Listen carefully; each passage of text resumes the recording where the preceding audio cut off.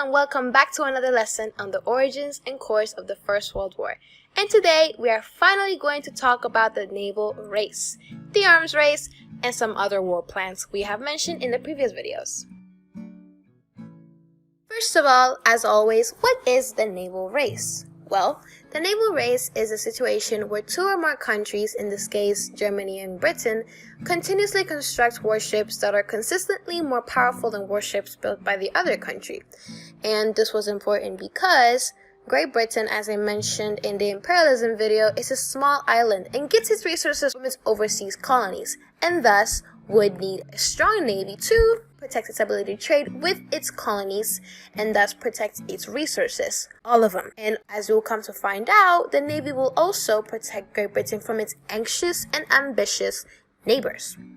Okay, that's why Britain needed the navy. But then why the Germany? Well, Germany had a world politic which stated that for Germany to be seen as a superpower, it needed to have a large empire, a strong navy, and basically influence over international affairs. Thus, cue the race.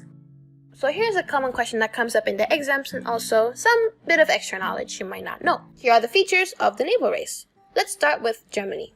Germany had the Navy laws, which basically stated that by 1905, Germany's navy was to increase in size. And this would come to fruition by Germany having its first law be to increase its naval power by giving the government permission to build 16 battleships. And the second one would be to further increase that number to 46 battleships and 60 new cruisers. Next up is the Naval League, which was set up by the German naval chief Admiral Tirpitz. And this league gave lectures of the naval fleet across Germany, and many tours were organized of German ports to incentivize Germans to join the navy. But then Britain did, or should I say, made something that beat Germany's efforts by a landslide. Here is probably the most important feature of the naval race, the HMS Dreadnought. Basically, as a response to the German initiative, the Naval League, the laws, Britain built the most modern and technologically advanced battleship of all time, at the time, the HMS Dreadnought in 1906. Then, because this is a race, as a response, Germany built the Rhineland, basically a rip-off of the HMS Dreadnought.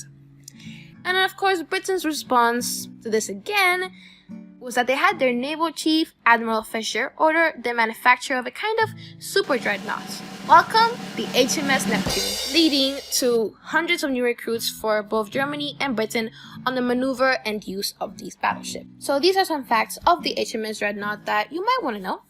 First of all, it was faster and better armored than any other ship prior to it. It could fight at a distance of at least 32 kilometers away. It could carry 800 sailors. It could travel 21.6 knots, basically 22 knots, and weighed 17,900 tons. The armor itself was 28 centimeters thick at the sides and 35 centimeters thick at the decks of the ship. It had, now bear with me, 12-inch guns and 18 4-inch guns that could fire and destroy any other ship to smithereens. I mean, it was so feared by sailors that their ships were called 5-minute ships, because that's all it would take to obliterate their ships, really. That's it, 5 minutes. Now we're talking about the other side of the military rivalry, the arms race on land. And this means a competition between nations for superiority in the development and accumulation of weapons. And this is extremely important because it is most of the conflict fought on land, so the powers had to be prepared for the possible conflict. Thus, there were major changes to their armies. So we got Russia. Their defeat in the recent Russo-Japanese War gave the Russian government a wake-up call on a much-needed change in their army's organization, where a State of Defense Council was formed which took care of the war plans and the intelligence service, as well as a new main directorate of general staff which took care of the recruitment of and training of soldiers. So lots of organization going on in Russia. Next up we have France, and it, just like Germany, it was focused on developing its war plan. That will be talked about later. Britain. The British Expeditionary Force, made up of 144,000 soldiers, was set up by War Minister Richard Haldane. You might want to remember that name. And since they were small, they could travel really quickly to assist French troops in case of war. Do you think that happened?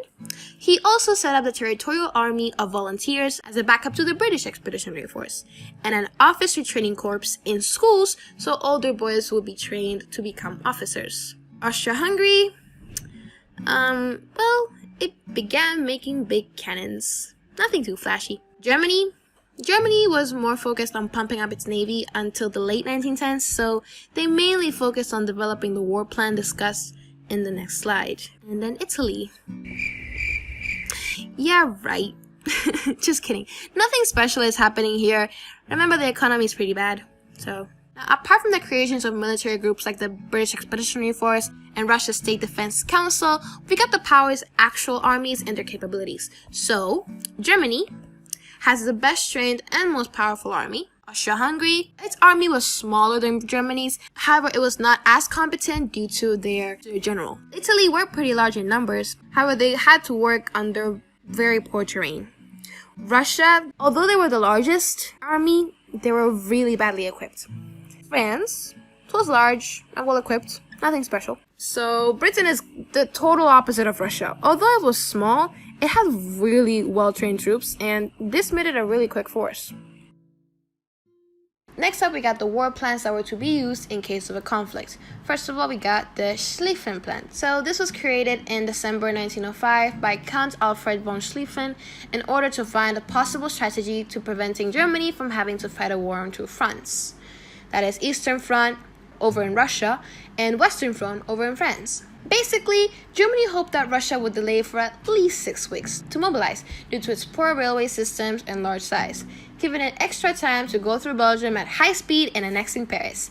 Once Paris was captured, they would turn to Russia and boom, German European domination. But German troops slowed the German advance down by a lot, and in 2 weeks, Russia was ready and advancing in Germany. Thus, unfortunately for Germany, and fortunately for us, it failed because Russian troops invaded Germany at the same time as German troops were trying to defeat France.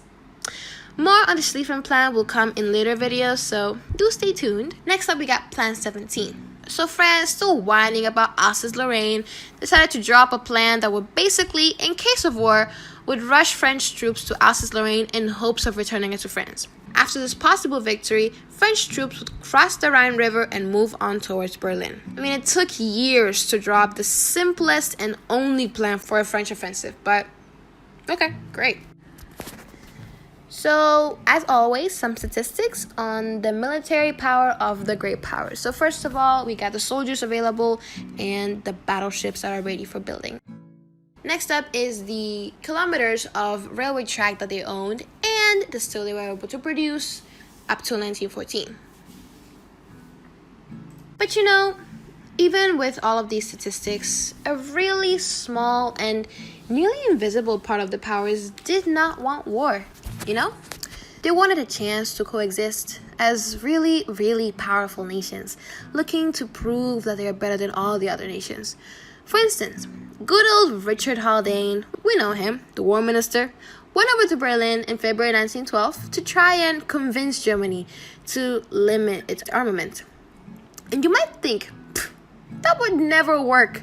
Well, let's see how it went down. Hey Germany, look, I know we haven't gotten along in the past few years, has it been? Decades, Britain. Decades. Well, let the past be in the past, shall we? You know, you're right. I feel like we have been fighting over this superiority issue for years, as you said. We should really be friends again, just like the good old days. I love that, Germany. Psych.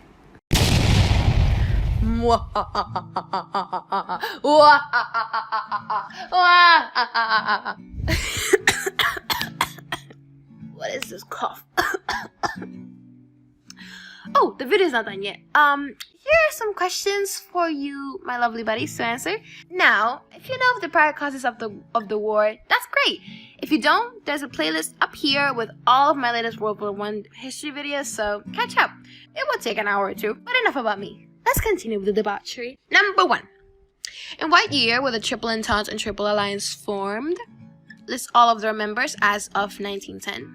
As in the members of Triple Entente and the Triple Alliance. List 2 countries in the Balkans. Name 2 monarchs involved in the conflict. Why did Britain need its navy? Why was Germany so desperate to beat Great Britain? When was the HMS Dreadnought launched? And finally, name the 2 war plans of the great powers. And here are the answers.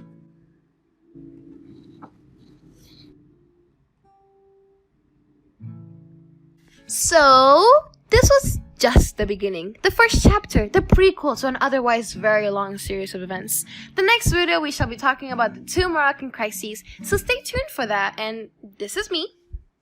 This is a nugget. This is another. Bye, goo!